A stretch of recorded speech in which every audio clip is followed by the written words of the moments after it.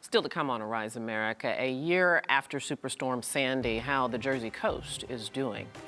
And the young man who is trying to prevent damage to the coast in the future.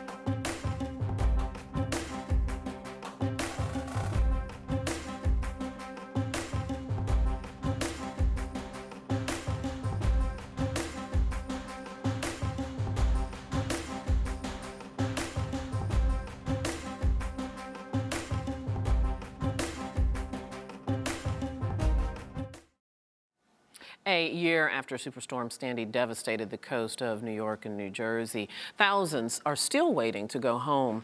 In New Jersey alone, the storm killed 71 people and cost billions of dollars in damage to homes and businesses.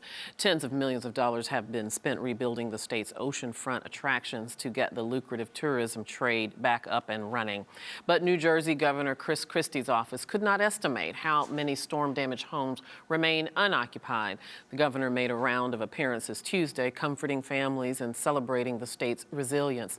George E. Wittman Jr. is the council president of the town of Toms River, New Jersey, which saw more than 8,000 homes damaged by the storm, and he joins us via Skype from Toms River. George, thank you so much for taking some time to be on Arise America. We do appreciate it. You're welcome, Debbie. Take us back a year when you saw the outcome, the damage from Superstorm Sandy in your community. What did that look like? Can you describe it? I think the best description is a war zone. It took me 2 days to get to my own home because I live in the Green Island section of Toms River. And as I drove into the area, there were boats strewn about on properties, debris all over, homes damaged. Some were without windows because the wind or debris had blown through the windows, roofs that were ripped off, and we were dodging all kinds of flotsam that were in the roadway and along the side of the road, as well as my neighbor's boat actually floated off the property and ran into the side of a house. And the jet skis that I had on my property were floating at the end of the lagoon along with a number of other debris, and it was really a disaster. And that was on the lagoon front areas. When you go over to when I went over to the ocean a couple days later, there were literally just homes in the middle of the street on Route 35. There were homes that had washed in front of other homes, and I had neighbors that asked me to check on their home, and I couldn't even find it because it was hidden behind debris and other homes that had floated off of their foundation to the front of the property. And so with a little extra work, we were able to find it, but it was a disaster. Oh, I can only imagine. I'm sure that the pictures just do not do it justice, never mind the emotional toll that it takes. But George, let me ask you this. You know, you're an engineer by profession, so you have a very realistic idea of what it takes to plan and rebuild something. Where did you think Toms River would be a year later, as in now, and where is it compared to where you thought it should be? When I first looked at the damage, I was surprised about how significant it was. And so I think realistically, I knew that this was going to take a lot longer than a year. And so some of the infrastructure has been put back in place, but the dollars to rebuild the homes and the emotional toll it has taken on folks has been tremendous. And so I was hopeful that we'd be further along than we actually are. And that's because a couple of factors. The FEMA maps that originally came out put most of the township in a V zone, which caused a lot of residents to stop any plans for rebuilding until the final maps came out in June. So we essentially lost from October until June for any significant rebuilding effort, because anyone that undertook a project would have had to build to that new standard, which would be the North Carolina house on stilts kind of project. And most folks couldn't afford it, nor was it practical, because if you wanted to elevate your home, you essentially had to move it off your property, drive the pile foundation, and then move it back. And it was just too costly. So everyone had a wait and see attitude. And because of it, I think we lost, a good 6 to 8 months of construction activity that could have taken place had those maps been a little more accurate. And what has the experience been of the residents there in getting the assistance, both state and federal assistance, to help them rebuild? I think if you speak to most residents that are waiting for let's take insurance first. I think the insurance has been a little bit better, but there's still a lot of frustration with the way the insurance companies have treated some of the residents.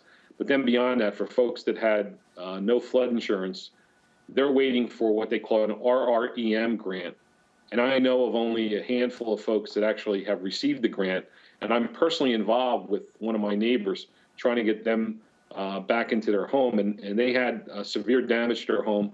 They wanted to go ahead and reconstruct it.